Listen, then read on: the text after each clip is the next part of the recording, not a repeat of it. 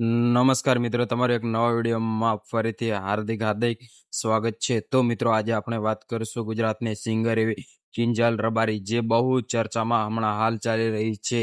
તો મિત્રો, આજે એમની વાત કરીશું.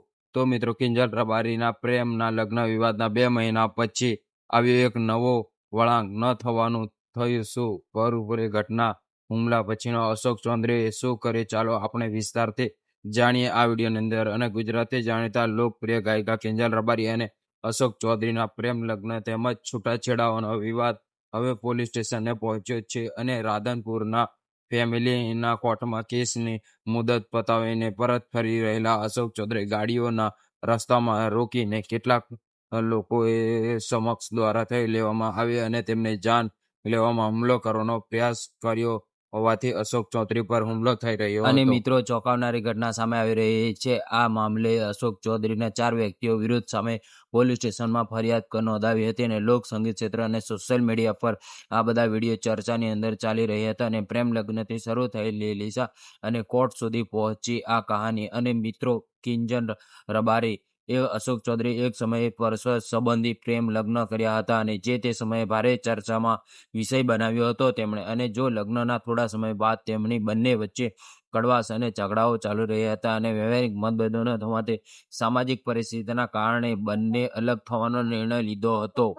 અને મિત્રો, તેમના સંબંધોની વચ્ચે તિરાડ વધતા ગયા અને આ મામલે છેવટે રાધનપુરની ફેમિલી કોર્ટમાં પહોંચ્યા હતો. અને જ્યારે કિંજલ રબારી દ્વારા છૂટાછેડા માટેની કાનૂની અરજી દાખલ કરવામાં આવી હતી, ત્યારે કોર્ટની મુદત બાદ રસ્તામાં ઘેરી લેવાયેલા. મિત્રો, 15 જૂનના રોજ રાધનપુર ફેમિલી કોર્ટમાં આ હાઈ પ્રોફાઇલ છૂટાછેડાના કેસની સુનાવણી હોવાથી બંને પક્ષ કોર્ટમાં હાજર રહ્યા હતા. અને કાયદે પ્રક્રિયા પૂર્ણ કરીને અશોક ચૌધરી જ્યારે પોતાની ગાડી લઈને પરત ઘરે જવા નીકળ્યા, ત્યારે રસ્તામાં પૂર્વ આયોજક કાવતરાના ભાગરૂપે તેમની ગાડી રોકવામાં આવી હતી. અને ત્યાં તેમને મામલો મેદાને ચડ્યો હતો અને ત્યાં મારપીટ ચાલુ થઈ હતી. મિત્રો, ત્યાર પછી અશોક ચૌધરી પર અપેક્ષા અનુસાર 4 જેટલા અક્ષણો સાથે હાથમાં હથિયારો લઈને સાથે ખીસી અને કાવ્યા હતા અને તેમની ગાડીની બહાર ખેંચીને મારવાનો જાનથી મારી નાખવાનો પ્રયાસ કર્યો હતો.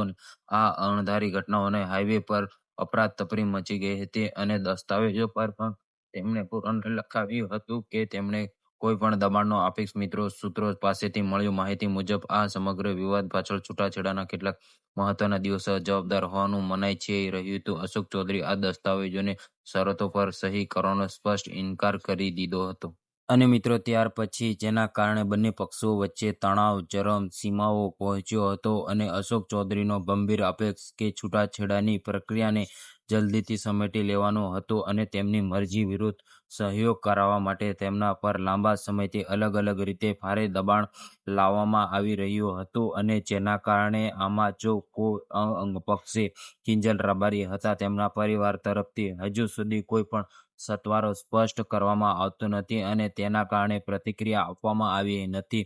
સમયે પોલીસ સ્ટેશનમાં ફરિયાદ તપાસ શરૂ. મિત્રો, આ હીચ ઘટનાને બાદ અશોક ચૌધરી તકલીફના સમયમાં પણ પોલીસ સ્ટેશને ગયા હતા અને તેમના કારણે તેમના પર હુમલો થયો હતો. અને મિત્રો, અશોક ચૌધરીએ પોલીસ સ્ટેશનનો સંપર્ક સાધ્યો અને તે હુમલો કરનાર 4 વ્યક્તિઓને વિરુદ્ધ નામજોગ ફરિયાદ નોંધાવી હતી. અને પછી પોલીસે ગુનો નોંધીને ઘટના સ્થળની અને તેની આસપાસના સીસીટીવી ફૂટેજના આધારે તપાસનો ધમધમાટ ચાલુ કર્યો હતો. અને પછી પોલીસ અધિકારીઓને જણાવ્યા મુજબ કાયદો અને વ્યવસ્થાના ભંગ બદલ કડક કાર્યવાહી કરવામાં આવી હતી. અને પરંતુ ટૂંક સમયની અંદર સામાન્ય સત્ય સામે લાવવામાં આવશે.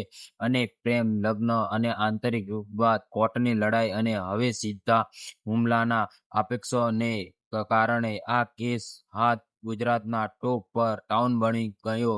અને હવે આ કેસ કોર્ટની અંદર લડાશે. અને કિંજલ રબારી અને અશોક ચૌધરી વિશે મિત્રો તમારું શું કહેવું છે? કોમેન્ટની અંદર જરૂરથી લખજો, જેથી અમને ખબર પડે. અને મિત્રો, કિંજલ રબારી અને અશોક ચૌધરીનું અલગ થવાનું કારણ શું છે તમને ખબર હોય તો કોમેન્ટની અંદર જરૂરથી લખજો, જેથી બધાને ખબર પડે.